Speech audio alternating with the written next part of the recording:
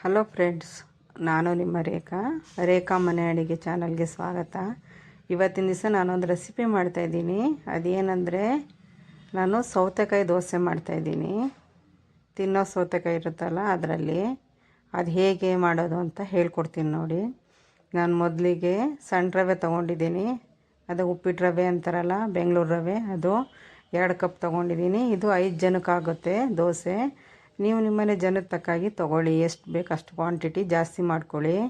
ಇಲ್ಲಿ ಒಂದು ಬೌಲಷ್ಟು ನಾನು ದಪ್ಪ ಅವಲಕ್ಕಿ ಮೊದಲೇ ಅರ್ಧ ಗಂಟೆ ಮುಂಚೆನೇ ನೆನೆ ಹಾಕಿದ್ದೆ, ಅದು ನೆಂದಿದೆ. ಇಲ್ಲಿ ನಾನು ಒಂದು ಸೌತೆಕಾಯಿ ನೋಡಿ ತೋರಿಸ್ತಾಯಿದ್ದೀನಿ. ಈ ಸೌತೆಕಾಯಿ ತೊಗೊಂಡಿದ್ದೀನಿ, ಎಳೆ ಸೌತೆಕಾಯಿ ಚೆನ್ನಾಗಿದೆ. ಆಮೇಲೆ ನಾನಿಲ್ಲಿ ಮೊಸರುನಾರು ಆ್ಯಡ್ ಮಾಡ್ಬೋದು, ಮಜ್ಜಿಗೆನಾರು ಆ್ಯಡ್ ಮಾಡ್ಬೋದು. ನಮ್ಮ ಮನೇಲಿ ಮಜ್ಜಿಗೆ ಇತ್ತು, ಹಾಗಾಗಿ ಮಜ್ಜಿಗೆನೇ ಹಾಕಿ ನಾನು ರುಬ್ತಾಯಿದ್ದೀನಿ. ಈಗ ಅವಲಕ್ಕಿ ಮತ್ತು ಸಣ್ಣ ರವೆ 2 ತೊಳೆದು ನೆನೆ ಹಾಕ್ಕೊಂಡಿದ್ದೆ. ಸಣ್ಣ ರವೆನ ತೊಳೆದ್ಬಿಟ್ಟು ಒಂದು ಸಲ ಮೇಲ್ಗಡೆ ನೀರು ಮಾತ್ರ ಬಗ್ಸಿ ಹಾಕ್ಕೊಳ್ಳಿ ಜಾರಿಗೆ. ಈಗ ಅವಲಕ್ಕಿ ಹಾಕ್ಕೊತಾ ಇದ್ದೀನಿ.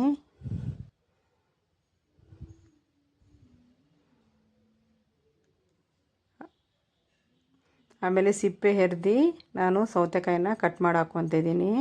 ಕೈ ಇರುತ್ತೆ ಒಂದೊಂದು ಸೌತೆಕಾಯಿ ನೋಡಿ ಹಾಕ್ಕೊಳ್ಳಿ ಫ್ರೆಂಡ್ಸ್. ಈಗ ರುಬ್ಬಾಗಿದೆ ನೋಡಿ, ಇಷ್ಟು ನಯಸ್ಸಿಗೆ. ಅದಕ್ಕೆ ನಾನು ಸ್ವಲ್ಪ ಸಕ್ಕರೆ, ಒಂದು ಅರ್ಧ ಕಪ್ಪಷ್ಟು ಅಕ್ಕಿ ಹಿಟ್ಟು ಹಾಕಿ ನಾನು ಮಿಕ್ಸ್ ಮಾಡ್ತಾಯಿದ್ದೀನಿ.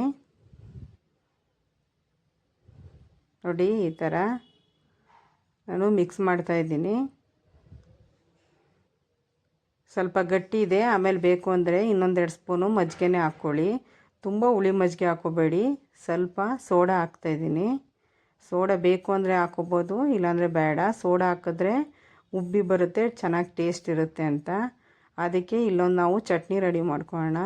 ನಾನಿಲ್ಲಿ ಬರೀ ಕಡಲೆ ಬೀಜ ಮತ್ತು ಕಡಲೆ ಉಪಯೋಗಿಸಿ ಒಂದು ಚಟ್ನಿ ಮಾಡ್ತಾಯಿದ್ದೀನಿ ನೋಡಿ. ಕಡಲೆ ಬೀಜ ಲೋ ಫ್ಲೇಮಲ್ಲಿ ಹುರಿದಾಗಿದೆ ನೋಡಿ ಈ ಥರ. ಇದಕ್ಕೆ ಒಂದೆರಡು ಹಸಿಮೆಣ್ಸಿಕಾಯಿ ಹಾಕ್ತಾಯಿದ್ದೀನಿ. ಯಾಕೆ ಅಂದರೆ ಅದನ್ನು ಚೆನ್ನಾಗಿ ಫ್ರೈ ಮಾಡ್ಕೋಬೇಕು, ಹಸಿ ವಾಸನೆ ಎಲ್ಲ ಹೋಗಬೇಕು.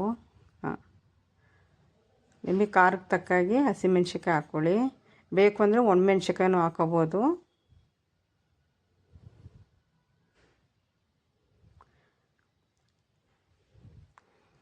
ಈಗ ಸ್ವಲ್ಪ ಕಡಲೆನೂ ಆ್ಯಡ್ ಮಾಡ್ತಾಯಿದ್ದೀನಿ, ಅದರಲ್ಲೇ ಫ್ರೈ ಆಗಲಿ ಸ್ವಲ್ಪ ಲೈಟಾಗಿ. ಅದೆಲ್ಲ ಜಾಸ್ತಿ ಏನು ಫ್ರೈ ಮಾಡೋದು ಬೇಡ. ಸ್ವಲ್ಪ ಕರ್ಬೇವಿನ ಸೊಪ್ಪನ್ನು ಹಾಕ್ತಾಯಿದ್ದೀನಿ ನಾನು. ಅದ್ರ ಜೊತೆಗೇ ಆ ಹೀಟಲ್ಲೇ ಕಾವಲ್ಲೇ ಬಿಸಿಯಾಗಿದೆ ನೋಡಿ, ಮುರು ಅನ್ನೋ ಥರ ಡ್ರೈ ಆಗಿದೆ ಕರ್ಬೇವಿನ ಸೊಪ್ಪು ಕೂಡ.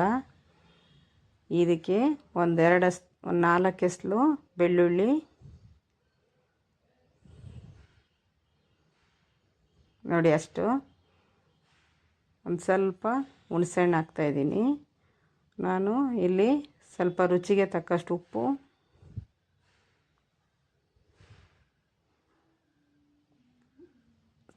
ಒಂದು 1/4 ಸ್ಪೂನಷ್ಟು ಶುಗರ್ ಆ್ಯಡ್ ಮಾಡ್ತಾಯಿದ್ದೀನಿ, ಟೇಸ್ಟ್ ಚೆನ್ನಾಗಿರುತ್ತೆ ಅಂತ. ಈಗ ರುಬ್ಬಾಗಿದೆ. ಈಗ ಸ್ವಲ್ಪ ಬರೀ ಸಾಸಿವೆ, ಕರ್ಬೇವಿನ ಸೊಪ್ಪು, ನಾನು ಸ್ವಲ್ಪ ಒಗ್ಗರಣೆ ಕೊಡ್ತಾಯಿದ್ದೀನಿ. ಒಗ್ಗರಣೆ ಏನು ಬೇಕು ಅನಿಸಲ್ಲ, ಆದ್ರೂ ಟೇಸ್ಟ್ ಚೆನ್ನಾಗಿರುತ್ತೆ. ನಾನಿಲ್ಲಿ ಒಗ್ಗರಣೆ ಸ್ವಲ್ಪ ಕೊಡ್ತಾಯಿದ್ದೀನಿ.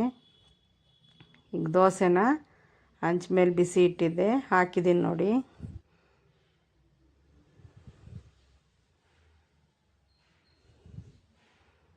ಈಗ ಅದು ಎಲ್ಲ ಸ್ವಲ್ಪ ಡ್ರೈ ಆಗಲಿ. ನೋಡಿ ಎಷ್ಟು ಚೆನ್ನಾಗಿ ಬಂದಿದೆ. ನಾನು ಮನೆಯಲ್ಲೇ ಮಾಡಿದಂಥ ಬೆಣ್ಣೆ ಇದು.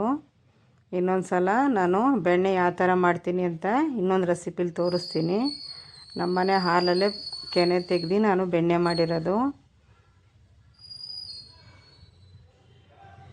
ತುಂಬ ಟೇಸ್ಟು ಚೆನ್ನಾಗಿರುತ್ತೆ ಫ್ರೆಂಡ್ಸ್.